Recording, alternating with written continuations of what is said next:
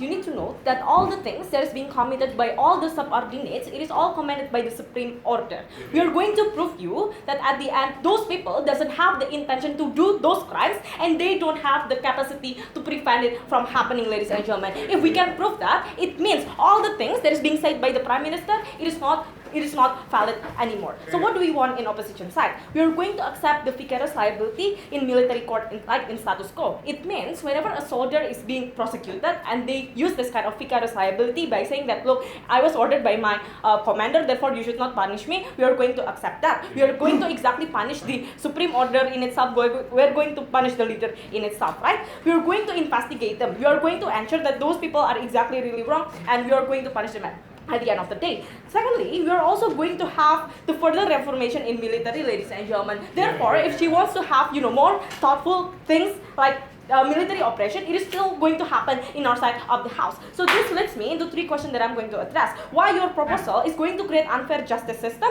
Second, why it is okay for us to not to punish the soldiers. And lastly, why our proposal is exclusively beneficial for the military reformation. But before that, I need to discharge several things that is coming from the Prime Minister.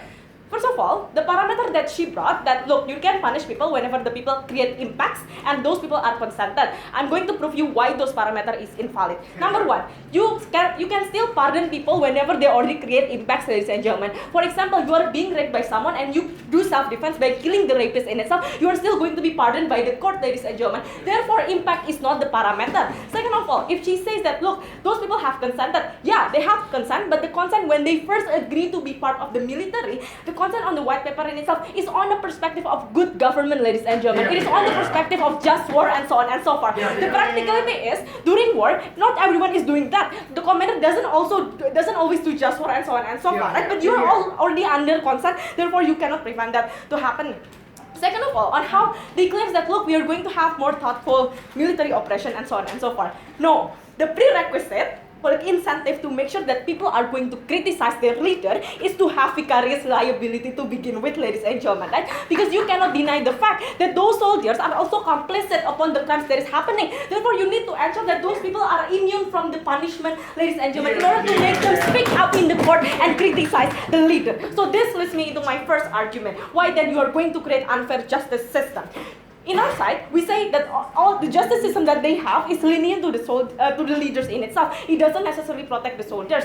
We say ideal justice system should punish people based on 2 metrics. Number 1, intention, and second, the capacity to prevent the crimes from happening. Let's go to the first parameter, the intention. Those soldiers doesn't have the intention to do chemical weapon and so on and so forth. Those things are being commanded by the leader. Exactly, the one who has the intention is the leader, right? It is being translated into command. The proof is this: the one who creates the plan, the one who makes the decision of military operation, it is all done by the leaders, ladies and gentlemen. Because soldiers is the only proxy. Therefore, they don't have the fault in this kind of thing. Second of all, let's talk about their capacity to prevent those crimes from happening. Ideally, you can punish someone when they have 2 options, whether to commit the crime or not to commit the crime, ladies and gentlemen. But they don't have such option, ladies and gentlemen. Why? Because number 1, exactly, when they consider that there's a hierarchy of power during military, exactly, right? Those people doesn't have the channel to oppose the leader. Those people doesn't have the mechanism to say no to the command that is being given by the leader, ladies and gentlemen, right?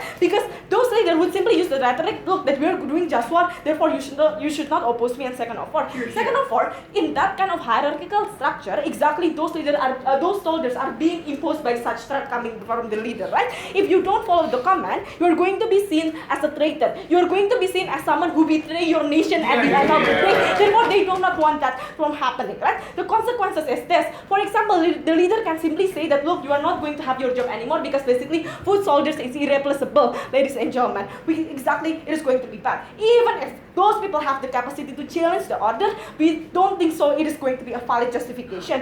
Why? Because there is externalities. For example, during the training to become a soldier, there are always, always hear the narrative that your commander is the best, therefore you should always follow their leader at the end of the day, right? Or the media who glorifies the idea whenever you always follow the leader of the order of coming from your commander, it means you are a hero to your country, ladies and gentlemen. Those externalities are something that you cannot control at the end of the day, right? Exactly, this is what is happening in Nazi. Even post-Nazi in itself, people still think that being a Nazi in itself, following what Hitler said in the past, is something that is justified, right?